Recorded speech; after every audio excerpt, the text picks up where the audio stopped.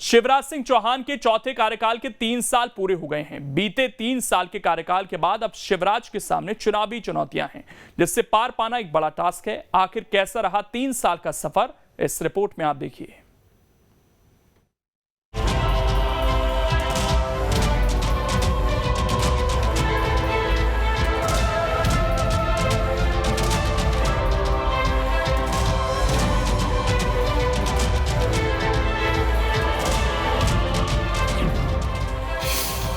शिवराज सरकार के पूरे हुए 3 साल,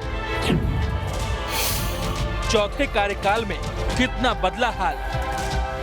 यूं तो मध्य प्रदेश के मुख्यमंत्री शिवराज सिंह चौहान की इमेज बच्चों के मामा, बहनों के भाई, सरल व्यक्तित्व और विवादों से दूर रहने वाले नेता की है।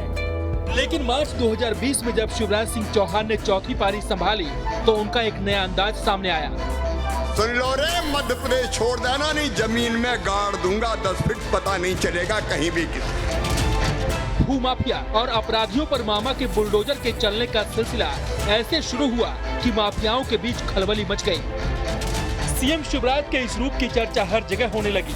गरीबों का हक मारने वाले और जनता को सरकारी सुविधाओं से वंचित रखने वाले अधिकारियों और कर्मचारियों के खिलाफ भी सीएम की सख्ती का सिलसिला चला, वो भी नायक के स्टाइल में, एक्शन ऑन द स्पॉट। जिला आपूर्ति अधिकारी जो भी प्रभारी है उसको मैं तत्काल सस्पेंड करता हूँ। ऐसे लोग नहीं चलेंगे, ये थोड़ी चलेगा क्या? जो भी है फूड इंस्पेक्टर वो भी सस्पेंड। चौथे कार्यकाल में सीएम के तौर पर शिवराज सिंह चौहान के तेवर तो गर्म दिखे, लेकिन मामा शिवराज का मन मुलायम ही रहा। भले ही कोरोना महामारी में अनाथ हुए बच्चों को अपनाने का मामला हो या फिर गरीब और जरूरतमंदों के लिए संबल बनने की बात हो, हर जगह शिवराज खुद खड़े नजर आए। चिंता मत करो भांजे, तुम्हारी फीस तुम्हारे मम्मी पापा नहीं भरवाएंगे, तुम्हारा मामा भरवाएगा। बात प्रदेश में आई किसी आपदा विपदा की हो तो सीएम शिवराज नींद और भूख की परवाह किए बगैर रात भर खुद मोर्चे पर डटे रहे। धार के कारण बांध में दरार आई तो कड़े और स्पष्ट फैसले लेने में जरा भी हिचक नहीं दिखाई। ओलावृष्टि में किसानों को नुकसान हुआ तो वो उनके बीच पहुंच गए। कुल मिलाकर सीएम शिवराज चौथे कार्यकाल में मजबूत इरादों वाले एक ऐसे नेता के रूप में भी उभरे हैं जिसका रिश्ता जनता से सादगी भरा, अपराधियों और दंगाइयों के प्रति सख्ती भरा है। सीएम शिवराज बार बार याद भी दिलाते हैं।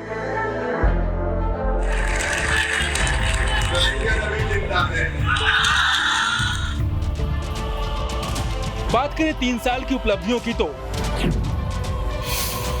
हर महीने रोजगार देने की पहल शुरू हुई।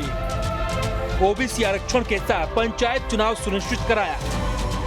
अपराध पर नकेल के लिए भोपाल, इंदौर में पुलिस कमिश्नर सिस्टम लागू किया। बुजुर्गों के लिए तीर्थ दर्शन योजना नए कलेवर में लेकर आए। लाडली बहना योजना लेकर आए। संबल और लाडली लक्ष्मी योजना शुरू की। ऑपरेशन मुस्कान से 10,000 से ज्यादा लड़कियों को बचाया। किसानों को शून्य ब्याज दर पर कर्ज दिया। आदिवासियों के लिए कई योजनाएं बनाई। शुरुआत तो करूंगा इस शेर के साथ कि दुआ करो कि मेरे मुख्यमंत्री का हौसला सलामत रहे। वो एक अकेला चिराग कई आंधियों पर भारी रहेगा। और ये शेर मैं इसलिए नहीं कह रहा हूं या हवा में नहीं कह रहा हूं। पिछले 20 वर्षों की अनवरत चलने वाली यात्रा ने मध्य प्रदेश की तस्वीर बदली, तकदीर बदली। हम जब इस बात को कहते हैं कि समाज के अंतिम छोर पर बैठे व्यक्ति का उत्थान करना, तो हम यूं ही नहीं कहते। उसके पीछे हमारा विजन होता है, उसके पीछे हमारी सोच होती है।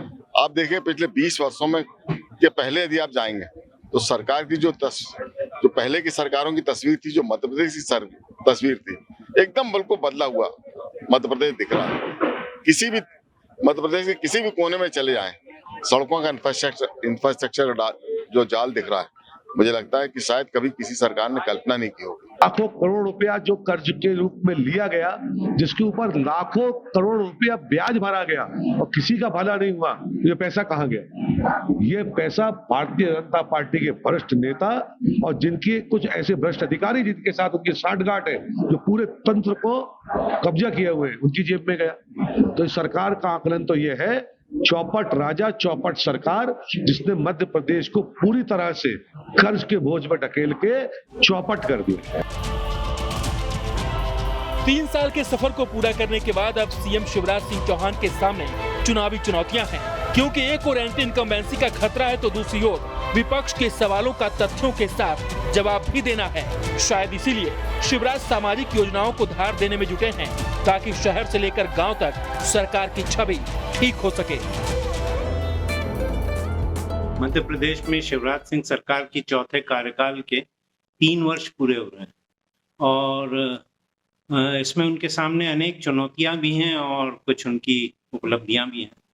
तो सबसे बड़ी तो चुनौती ये है कि एक एंटी इनकम्बेंसी जो फैक्टर है उससे कैसे उभरा जाए। वैसे भारतीय जनता पार्टी में जितने भी नेता हैं तो सबसे ज़्यादा यदि वोट कैचिंग पावर किसी के पास है तो वो शिवराज सिंह के पास है। और उनकी तरह तरह की योजनाएं जैसे लाडली लक्ष्मी योजना है, भले ही उसका लाभ प्रदेश की लगभग 20-30 लाख महिलाओं को मिले, पर उन्होंने जो आशा जगाई है हर महिला के, तो वो बहुत सारी महिलाओं के वोट उनको मिलेंगे।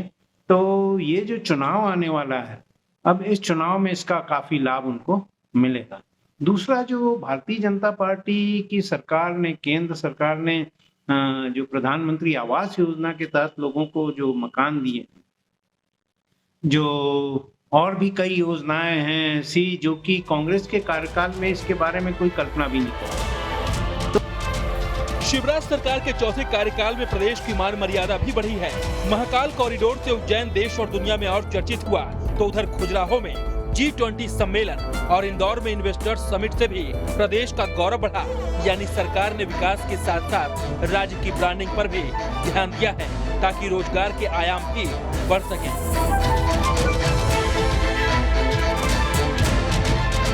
मध्य प्रदेश में 2018 के चुनाव परिणामों के बाद जिस तरीके से सत्ता परिवर्तन हुआ और एक बार फिर मुख्यमंत्री शिवराज सिंह चौहान ने सरकार की कमान संभाली, उसके बाद से लगातार मुख्यमंत्री शिवराज सिंह चौहान जनता के बीच अपनी पकड़ को मजबूत बना रहे हैं।